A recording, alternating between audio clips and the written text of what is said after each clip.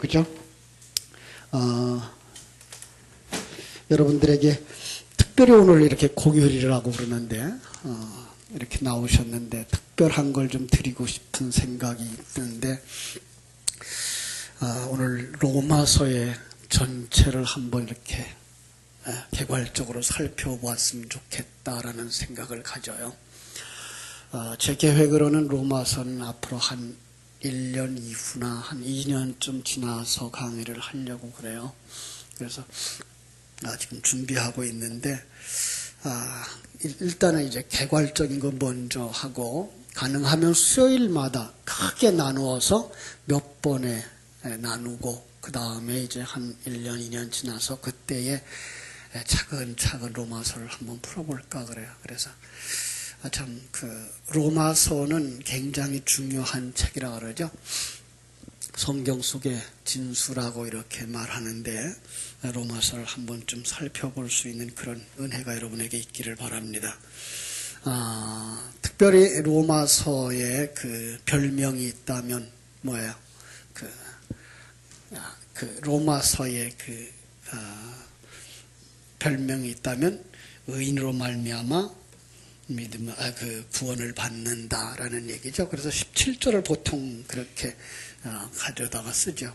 17절 복음에는 하나님의 의가 나타나서 믿음으로 믿음에 이르게 하나니 기록된 바 오직 의인은 믿음으로 말미암아 살리라 함과 같으니라. 그래서 그 로마서의 핵심이라고 말하기도 하고, 로마서 자체를 성경의 별미라 이렇게 얘기를 하죠. 그래서 성경의 핵심, 어느 걸 하나 가져가겠느냐 그러면은 이제 로마서를 가져가겠다 이런 사람들이죠. 특별히 로마 교회는 이방인들과 유대인들로 합쳐진 그런 교회였어요.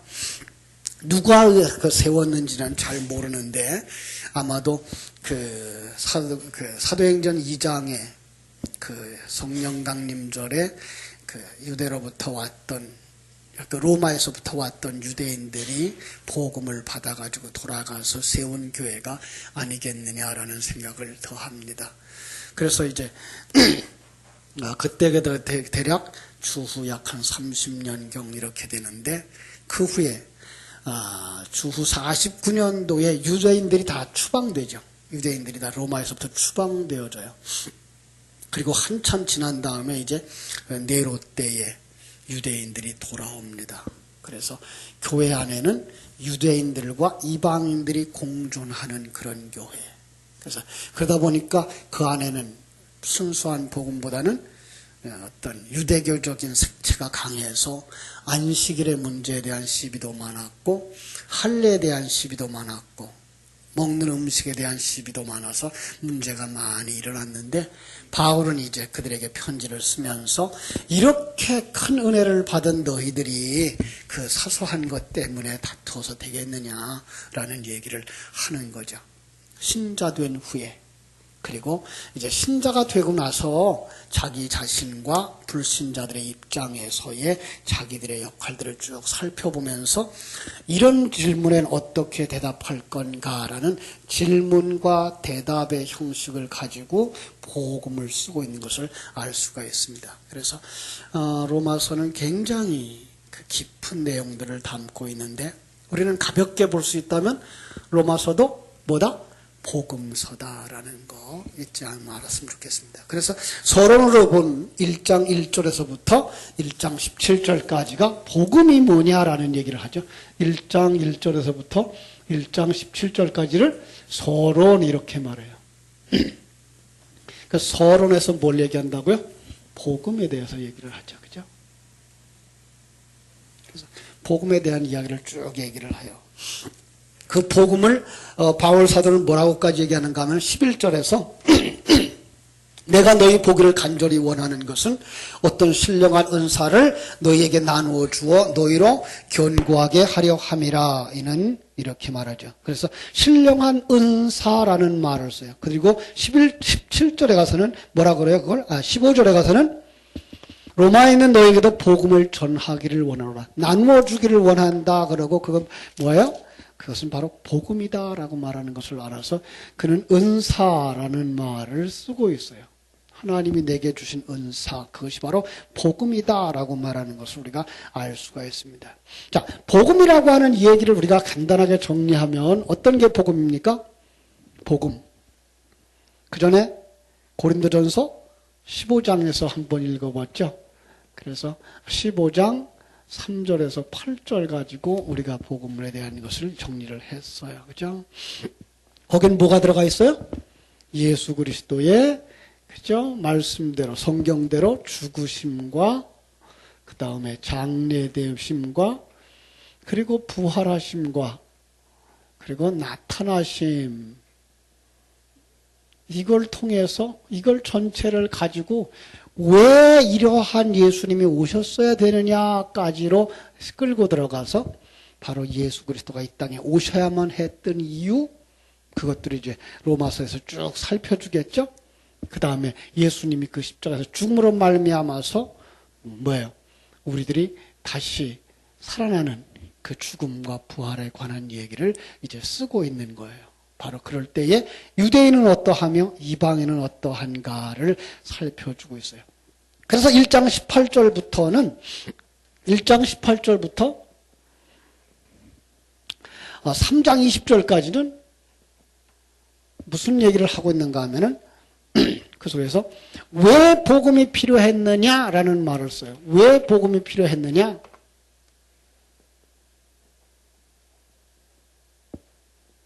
왜 필요했을까? 그죠? 거기서 우리가 잘 아는 대로 뭐예요? 인간이 죄를 범하였기 때문에 라는 말을 쓰는 거죠. 그죠? 인간이 죄를 어떤 죄일까요? 그것은 바로 하나님을 떠난 죄. 아주 여러 가지로 표현할 수 있죠. 그죠?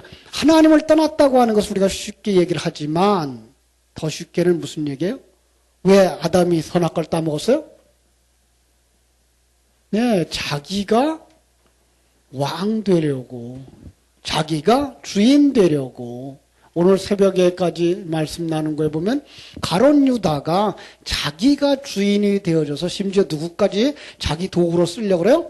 하나님까지도 자기 도구로 쓰려고 하는 그게 뭐예요? 그게 선악과 모금이고 그게 타락이고 그것이 하나님을 떠난 거다. 그걸 갖다가 죄라고 말한다라는 거죠. 그 죄 때문에. 그런데 그 죄는 누구도 있다?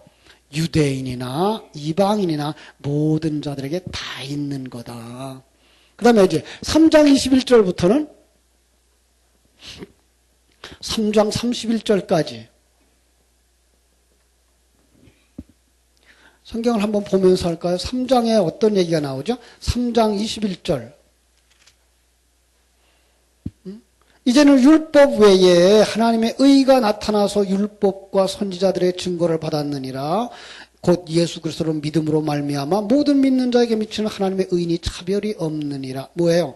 구원의 방법, 그죠? 그 복음이 우리에게 적용되어지고 구원을 이루는 그 방법이 무엇이냐? 구원을 이루는 방법이 뭐예요? 믿음으로. 그죠? 그럼 믿음으로라고 하는 말을 할 때의 그 믿음의 근거가 아까 1장 17절에서 나왔던 거죠. 예, 1장 17절에 의하면 그 믿음은 어디에서부터 와요? 하나님으로부터 오는 거죠. 그죠? 결국은 이 죄인이라고 하는 말을 할 때 여기서 뭘 그럼 썼어요? 인간이 다 죽었다라는 말을 쓰고 있는 거죠. 그죠? 그러니까 이 죄를 짓고 하나님 떠난 이 상태를 갖다가 성경은 죽었다라고 말하는 거예요. 그죠? 그냥 죄 짓고 살아가고 자기가 왕된 그들의 모습들을 보면데 그들의 모습이 다 죽었다라고 얘기하는 거예요. 우리는 어떤 사람들이었다? 죽었던 너희를 살리셨고라는 말을 속에서 우리도 바로 그런 죽은 자의 형태에 있었다라고 하는 것을 결코 부인할 수가 없는 거죠. 그죠? 그런데 우리 속에 누구가 들어왔어요? 하나님의 생명이 들어온 거죠. 그것이 바로 믿음으로 믿음에 이르는 그러한 과정을 거치는 건데 그 믿음으로라고 하는 첫 번째 믿음은 어떤 믿음이었다? 하나님의 생명, 하나님의 계획, 진리를 가지고 우리 속에 들어와서 우리를 하여금 생명 주시고 눈을 열어주시는 거예요. 예. 그럼 믿음 있는 사람들은 뭐한 사람이다? 믿음 있는 사람들은 다른 말로 말하면 생명을 가진 자, 거듭난 자. 또 다른 말로 말하면 눈이 뜨여진 자. 그죠? 예. 그럼 어떤 눈이 뜨여졌어요? 영의 세계에 대한 눈이 뜨여진 거죠. 그래서 우리는 영의 세계를 볼 수 있는 사람들이 돼야 돼요. 가끔 이렇게 이제 그 강의를 하고 있는 교수들이나 강사들의 그 강의를 이렇게 들으면서 보면 저 사람이 눈이 열렸는가 안 열렸는가를 우리는 이제 볼 수가 있어요. 왜냐하면 그들이 이렇게 구원의 전체를 내려다보고 구원론적인 전체적인 각도에서 성경을 보고 있는지 아니면 그냥 밑에서부터 올려다 보고 있는지를 이렇게 강의하는 설교하는 모습을 보면 알 수가 있기 때문이에요. 이제 우리 청년들 지금 수련회 준비하고 우리 중고등부 수련회 준비하고 여름 성경학교 준비하고 있는데 마음속에 제 이제 담임 목사로서는 마음속에는 과연 이 정할 수 있는 교수들을 정하는 강사들이 어떤 종류의 사람인가라는 게 저는 굉장히 신경 써요. 기도하고 있는데 어쨌든 좋은 분들이 연결되어져서 신앙의 기초를 좀 바르게 놔줄 수 있었으면 좋겠다라는 생각을 하게 됩니다. 자, 그 믿음으로 구원에 이르게 하시는데 그 믿음으로라는 것을 어떻게 설명을 해 주느냐가 바로 4장이에요. 그래서 4장에서는 누구를 예로 들었을까요? 4장 1절부터 25절까지. 예, 아브라함이죠. 왜 그래요? 우리는 성경 속에서부터 알죠. 믿음의 조상이기 때문에 그 사람을 들어서 믿음은 이런 거야. 이렇게 구원받는 거야. 라는 얘기를 해주고 그럼 5장에서는요. 5장 1절부터 5장 11절까지에 보면은 그 믿음의 결과가 뭐예요? 구원이죠. 그죠? 그 구원을 뭐라고 표현했을 것 같아요? 응? 그것은 바로 의라는 말로 또 표현을 해요.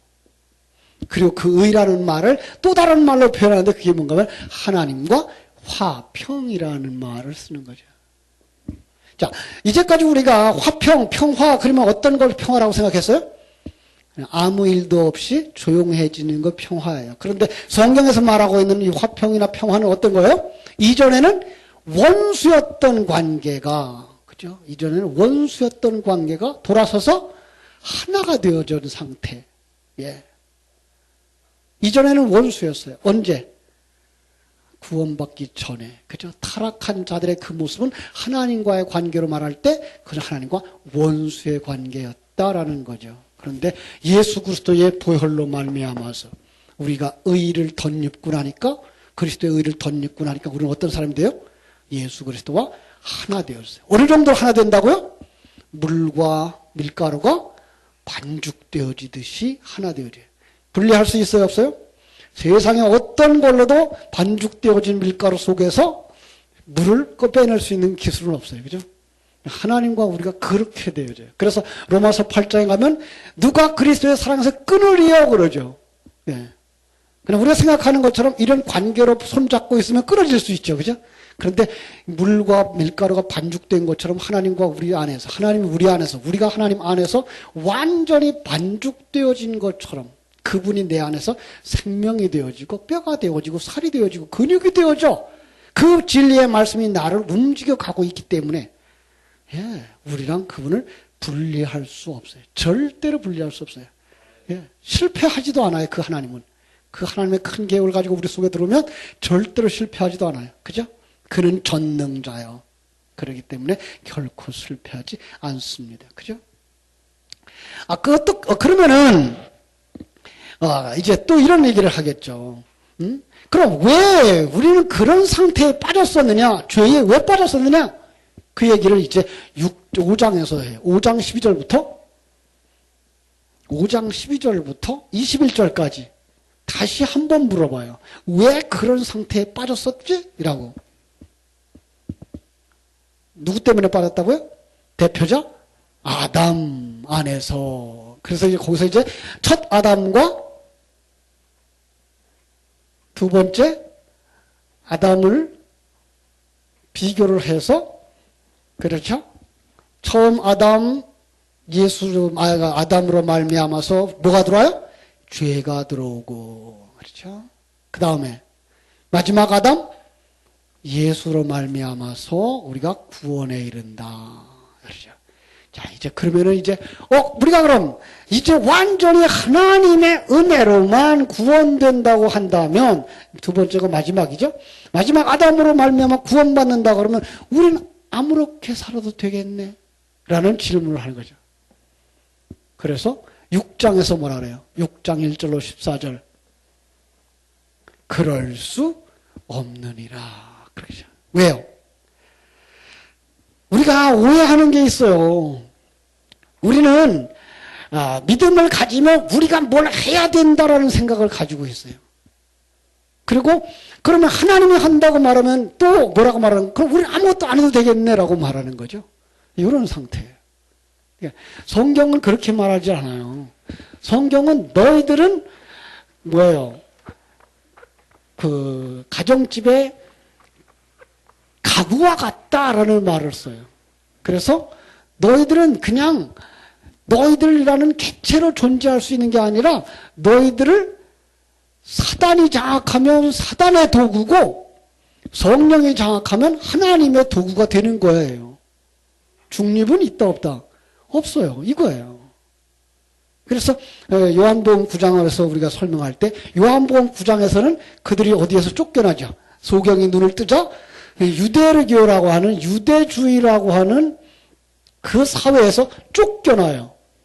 그 쫓겨나는 그림인데 10장에 가서는 곧바로 그 그림을 어디로 표현하는가 하면은 그건 내가 불러낸 거야 라는 말로 표현한단 말이에요. 그죠? 결국은 여기는 뭐예요? 율법주의고 그 다음에 여기는 세상이고 시공간의 세계고 어떤 면에서는 사단에게 속한 장소고 거기서 건져내면 곧바로 거기는 어디예요? 천국인 거예요. 예. 이런 거예요. 그러면 자 이제까지는 우리가 이렇게 살았어요. 누가 주인이었어요? 내가 주인이 아니고 사실은 누가 주인이에요? 사단이 주인이에요. 예. 사단의 정신이 뭐예요? 하나님의 뜻은 생각지 아니하고 자기의 뜻을 생각하는 자가 바로 사단이었어요. 그래서 우리는 이 땅에 살아가면서 하나님의 뜻은 전혀 관계치 아니하고 살아갔어요. 난 그래도 하나님의 뜻을 안 생각했어도 죄를 안 짓고 마귀를 안 따라서 이렇게 생각하는 사람들이 많아요. 이게 문제예요. 그런데 그것들조차도 뭐였다? 그냥 여기에 속한 자들이었다는 거죠. 그래서 거기서 나오면 그 다음에 누가 주관해요? 이때부터는. 이때는 사단이 주관했다 그러면 이때부터는 성령이 주관하신단 말이에요. 그러니까 성령이 주관하시는데 어떻게 내 마음대로 해도 되겠네라는 내가 있을 수 있어요. 여기서도 사실은 내 마음대로라고 하는 생각을 갖고 있지만은 그 자체가 내 배후에 누가 있는 거예요? 사단이 있는 거예요. 그리고 하나님은 그걸 갖다 죄인이라고 말하는 거죠. 근데 거기서부터 우리가 딱 넘어오는 순간 예수의 은혜로 말미암아 구원을 받는 순간 그때부터 우리는 누구의 종이 된다? 성령의 종, 하나님의 종이 되는 거죠. 그죠? 그럴 수 없느니라 라는 말을 하고 그 다음에 6장 15절부터 이제 7장 6절까지 거기 아주 재미난 표현들을 쓰고 있어요. 6장 15절부터 7장 6절까지 해서 어떤 표현을 쓰고 있는가 하면은 그럴 수 없느니라에 대한 부연 설명을 해주는데 이전에는 네가 어떤 남자와 결혼을 했다라는 결혼에 대한 얘기를 가지고서 설명을 해요. 자, 간음하는 여인 이 얘기를 하면서 한 남편과 그죠? 그 혼인한 사이 한번 7장 볼까요? 로마서 7장. 자, 2절 남편 있는 여인이 그 남편 생전에는 법으로 그에게 매인바 되어 만일 그 남편이 죽으면 남편의 벗어 벗어나느니라. 여기 남편이라고 하는 얘기가 나오고요. 그리고 거기에 여자가 나오고요. 그런데 이거 있을 동안에 살아있을 동안에는 남편을 떠나면 뭐 하는 자가 돼요? 간음하는 자가 되지만 남편이 죽으면 내가 다른 남자에게 가도 간음하는 자가 되지 아니한다. 이걸 갖다가 그냥 세상의 윤리로 봐서 이 결혼 생활에서 남편 있을 동안에 다른 남자에 가면 가늠하는 것이고 남편 죽은 다음엔 딴 남자 가도 괜찮다는 얘기구나. 이렇게만 보면 이건 정말 성경을 잘못 보고 있는 거거든요. 자, 여기 남편 누굴까요? 응? 누구야? 그게 율법이에요. 조금 더 이상한 말을 쓰려고 그러면 예수예요. 네. 그러니까 예수와 우리가 하나 되어져요. 네. 그리고 예수는 뭐예요? 우리를 위해서 죽어요.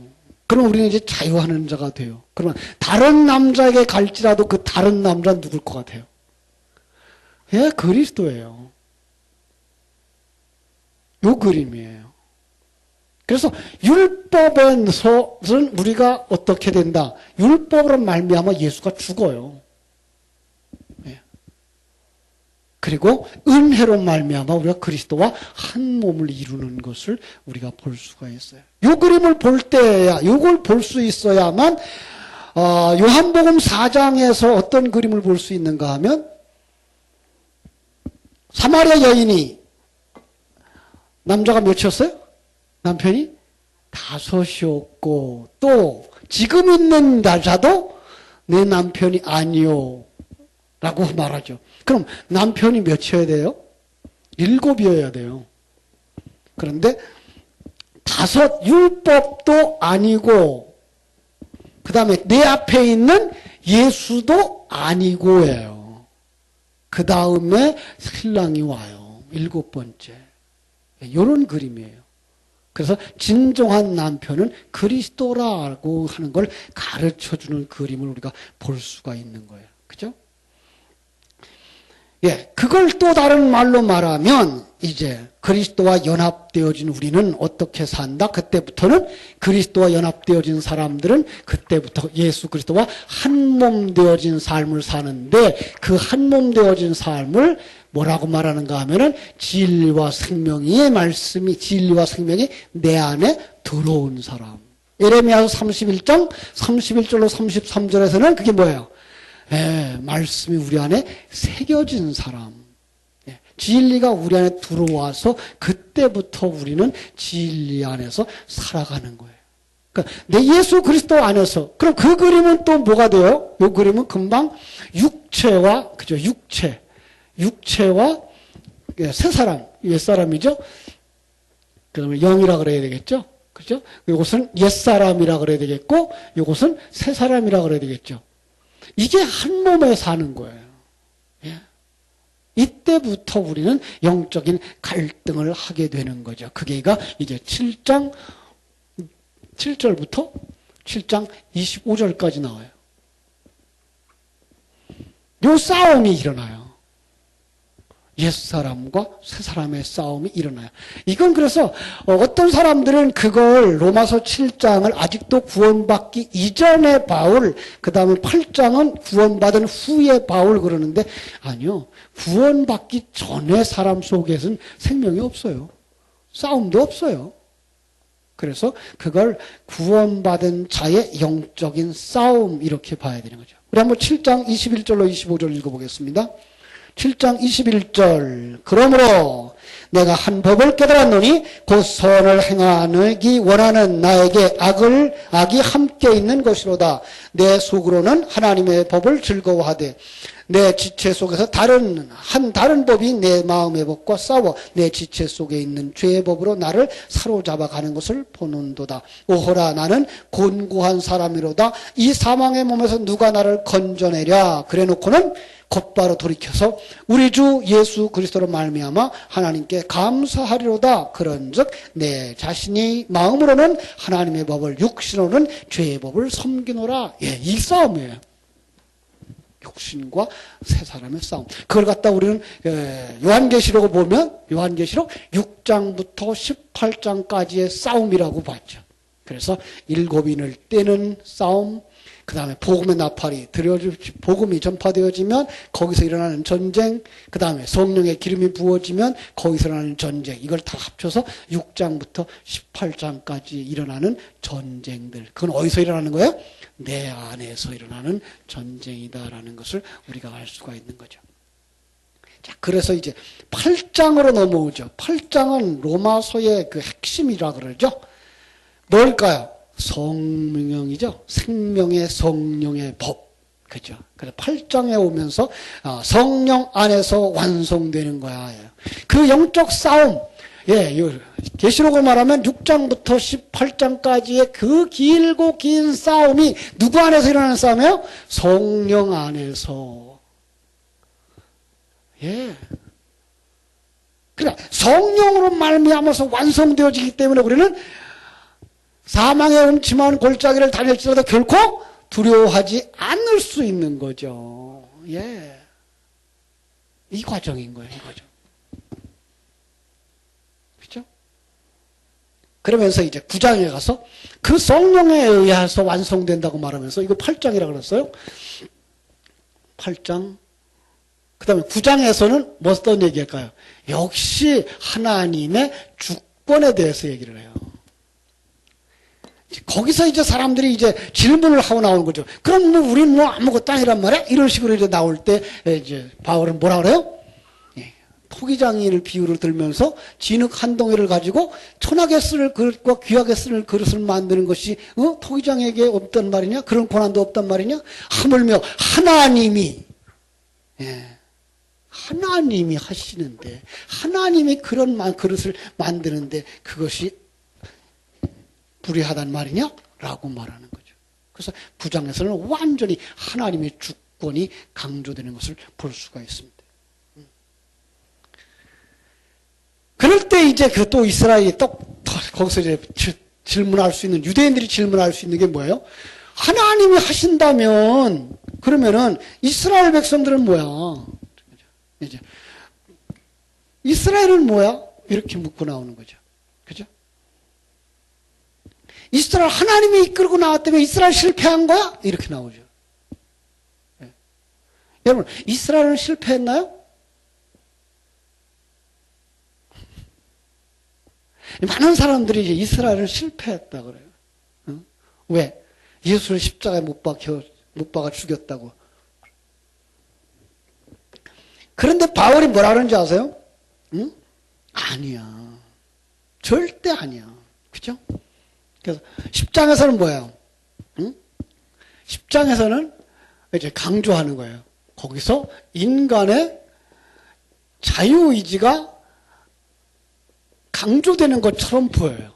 그래서 사람들이 그걸 갖다가 알미니안주의자들의 그 이론을 보충해주는 이야기라고 말하는데 아니요. 그들은 뭐였기 때문에 그들이 인간의 자유의지를 가진 자들의 예표였어요.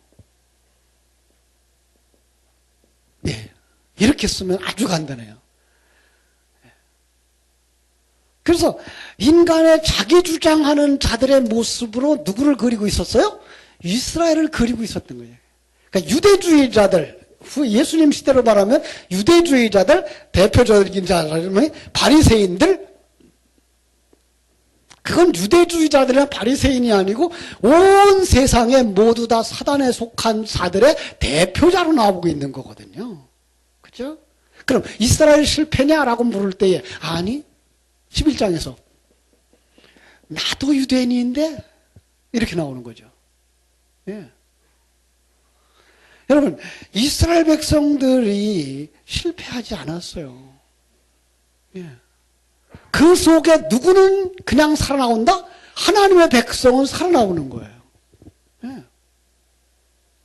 그래서 유대는 실패하지 않았어요. 아니, 그들이 스스로 알기는 뭐라 그랬어요? 우린 다 구원받은 자야라고 알고 있었지만 하나님은 그들 속에서 자기 백성만 건져오시는 거예요. 그게가 요한복음 10장에서 뭐예요? 목자가 자기 양들을 불러내서 데리고 가는 그림으로 그려지고 있는 거죠. 그렇죠. 그렇습니다. 역사 속에서 어느 한순간도 어떤 나라도 나라로 구원받은 건 없어요. 예. 그건 그냥 상징이었던 거예요. 그죠? 그래서 그 당시로서는 그걸 그런 그림으로 그려서 구원의 그림을 그려가고 있지만 그걸 가지고 이 시대 우리에게 줄 때에는 바로 그건 누구로 표현되어지는 거예요? 세상, 바로 유대인들, 그리고 세상의 그 자기가 왕된 자들의 대표자로 그들을 쓰고 있는 거예요. 이 얘기는 지금 누구 얘기를 하고 싶은 거예요? 내 얘기를 하고 싶은 거예요.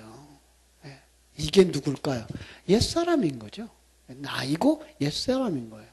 그래서 아니라고 말하는 거예요. 그 속에서도 누가 나와요? 나도 나왔잖아. 여러분, 예수님이 그 복음을 전해가지고 처음에 120문도가 다락방에서 그 구원받았을 때 120문도는 이방인 아니에요. 유대인이에요. 그때 3,000명 구원받은 것 그 유대인들이었어요. 예. 그러니까 500의 형제 그들이 다 유대인이었어요. 왜 유대인이 실패해요? 아니 지금도 유대인들 가운데 훌륭한 사람이 얼마나 많은데 훌륭한 신학자가 그 훌륭한 신학교에는 대부분 유대인들 신학자들이 다 들어가 있어요. 기독교 신학자들이 다 들어가 있어요. 예. 우리 그 세대주의적인 해석을 했던 사람들이 그걸 그냥 끊어버리고, 유대인들이 실패하고 지금은 구원을 받지 못했다고 말하는데, 그렇지 않아요. 지금 이스라엘 안에도 예수 믿는 사람들이 있고요. 흩어진 유대인들 가운데는 상당히 많은 숫자들이 예수를 믿고 있단 말이에요. 그래서 그 세대주의자들은 그들이 마지막에 언제 추수될 거라 그러죠?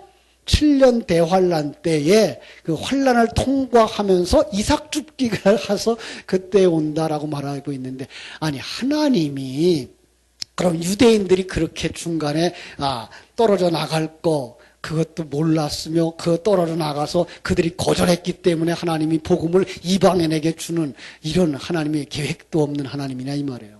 아니거든요. 하나님은 큰 계획을 가지고 이루시는 거죠.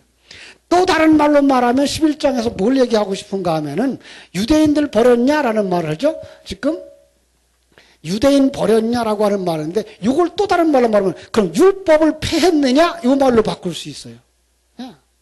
여러분 율법이 폐했습니까? 그릇인데 폐할 수가 없죠. 안 폐해요. 율법은 언제나 존재해요. 그게 창세기에서부터 존재하고 뭐 계시록까지 존재하는 거예요. 역사의 시작부터 역사의 마지막까지 율법은 존재하는 거예요. 그런데 그 율법이 그릇으로 삼고 그 속에서 진리를 발견한 자들이 구원에 이르는 거죠. 그죠? 그들이 바로 하나님의 백성이다 라고 말하는 거예요. 자, 그 다음에 이제 12장부터는 우리가 쉽게 볼 수 있는 거죠. 그러면은 하나님의 백성은 어떤 삶을 살니? 라는 거예요. 하나님의 백성은 어떤 삶을 살지? 라는 거죠.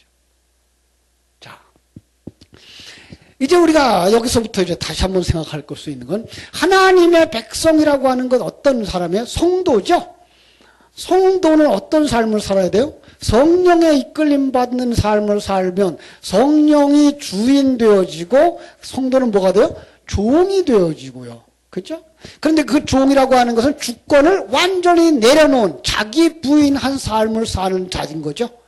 그리고 그의 인생 속에서 하나님의 섭리를 늘 발견하고 하나님이 도우시고 함께 하시는 것을 믿는 삶이죠. 그걸 갖다가 뭐라 그래요? 12장 1절에서 말했어요.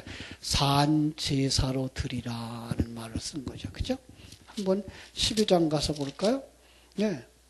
그러므로 형제들아 내가 하나님의 모든 자비하심으로 너희를 권하노니 너희의 몸을 하나님이 기뻐하시는 거룩한 산제사로 드리라. 어떤 게 산제사예요? 여러분의 삶 그대로예요. 삶을 그대로를 하나님께 드리는 거예요. 그죠? 십자가 위에서, 제단 위에서 그 모습이 뭐예요? 그 모습이 이제 하나님에 대하여서는 어떻게 살아야 할 것이며 교회에 대하여서는 사회에 대하여서는 권력에 대하여서는 이웃에 대하여서는 어떻게 살 것인가가 이제 14장부터 나오는 거예요. 그죠? 예, 13장부터 나오죠. 13장에서 그 모습이 나와요. 13장에 볼까요? 13장. 그래서 보통 우리 성경에 그렇게 돼 있죠. 그리스도인의 세상 권세 그랬고 세상에서 어떻게 살아야 될 것이냐. 1절이 그렇게 말하죠. 권세들에게 복종하라. 그죠? 크리스찬들의 힘을 모아서 개혁을 하거나 구테타를 일으키도록 되어 있질 않아요. 이건 참 놀라운 얘기예요. 그래서 예수님도 그 당시에 노예들이 있었어요. 노예 해방 운동 안 했고요. 바울 사도도 노예 해방 운동 안 했어요. 왜냐하면 그런 것들도 누가 장악하고 있다? 하나님이 장악하고 있다. 예. 그러니까 우리가 이제 얼마 전에 어저께입니까? 그저께입니까? 투표를 했습니다만은, 그죠? 투표를 하고 나서 여러분 그건 이제 끝이에요. 누가 되고 안 되고는 누구의 손에 달려 있어요? 하나님의 손에 달려 있어요. 그죠? 예. 우리는 정말 내 뜻대로 됐으면 좋겠죠? 근데 여러분 뭐라고 기도하라 그랬어요? 내 뜻대로 마옵시고 주님의 뜻대로 하옵소서. 그러니까 내 의견은 표시를 해요. 그런데 그 결과는 누구의 뜻대로 되기를 원해야 돼요? 아버지의 뜻대로 되기를 원해야 되는 거죠. 누가 대통령이 돼도 이 시대는 똑같아요. 누가 또 도지사가 되고 누가 장관이 돼도 똑같아요. 예. 그걸 누가 이끌어가고 계시다? 하나님이 이끌어가고 계시다는 사실을 믿어야 되는 거예요. 그럼요. 더 가까이는 여러분과 내 인생을 누가 이끌어 가신다? 하나님이 이끌어 간다는 사실을 알아야 되는 거죠. 그죠? 그래서 이제 14장부터 16장까지 한꺼번에 얘기하고 말게요. 너무 시간이 많이 들어서. 하나님 앞에서 자신을 보고 살아라. 그죠? 그게 뭐예요? 하나님 사랑이죠? 그죠? 그 다음에 이웃에 대하여 어떻게 하라? 이웃을 사랑하라. 예. 그것이 바로 14장, 15장, 16장에서 우리가 덕을 끼치면서 살아가야 될 것. 이걸 여러분 행동 강령으로 가지지 마세요. 우리는 많은 사람들이 행동 강령으로 이걸 가지려고 그래요. 그래서 했어? 너무 못했구나? 이렇게 판단하는데 그렇게 가지면 안 되고요. 그 생명과 진리의 말씀이 이 삶을 살아내도록 여러분들이 그렇게 훈련이 되어져야 돼요. 여러분 속에 있는 생명과 진리의 말씀이 여러분 속에서 살아 올라와야 돼요.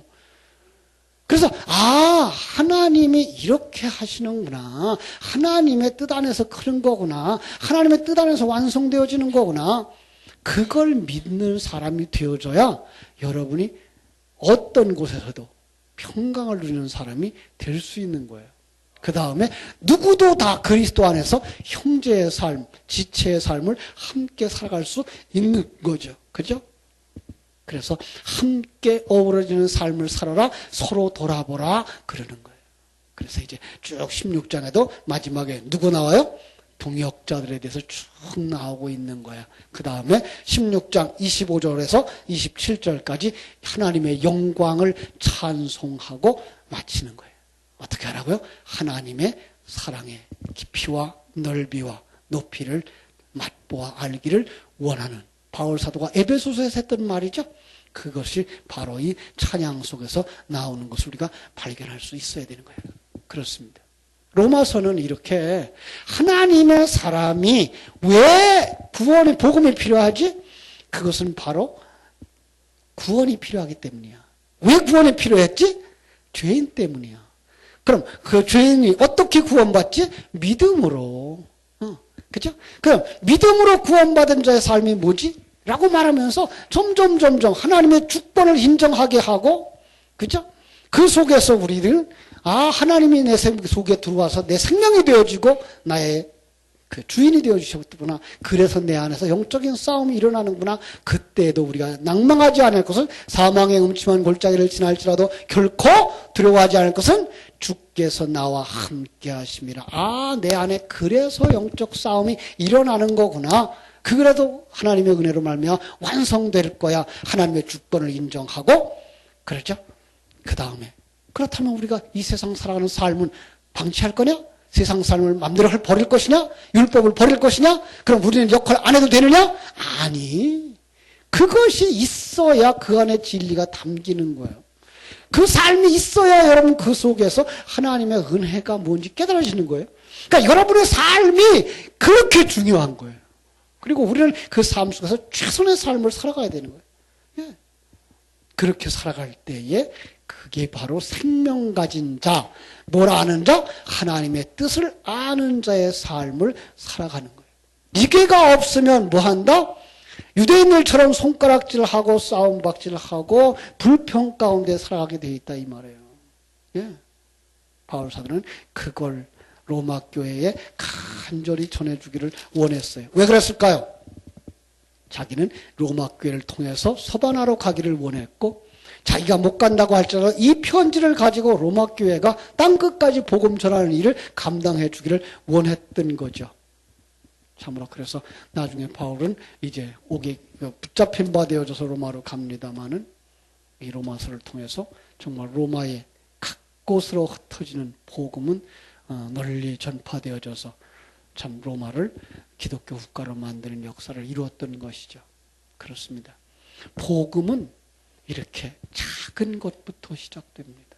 그러나 여러분 속에 그 생명이 살아날 때 여러분의 그 생명을 통해서 또 다른 사람들이 생명 안으로 돌아오는 놀라운 역사를 이루는 겁니다. 로마서를 여러 번 읽으시고 다음 주에도 한 번쯤 다시 갈라놓고 이렇게 대충 갈라서 조금 나눠드리고 그 다음에 기회가 되어지면 한 절 한 절 들어가면서 그 속에 얼마나 깊은 이야기들이 숨겨져 있는지 우리가 한번 살펴보면 로마서를 다 소화를 할 정도 되어지면 그때는 성경을 어디를 보아도 복음으로 볼 수 있는 정도가 되지 않겠나라는 생각을 가집니다. 그때까지 제 눈도 열려지기를 기도해 주시고 여러분들은 성숙하기를 위해서 기도하는 복된 성도들 되시기를 주님의 이름으로 축원합니다. 기도하겠습니다.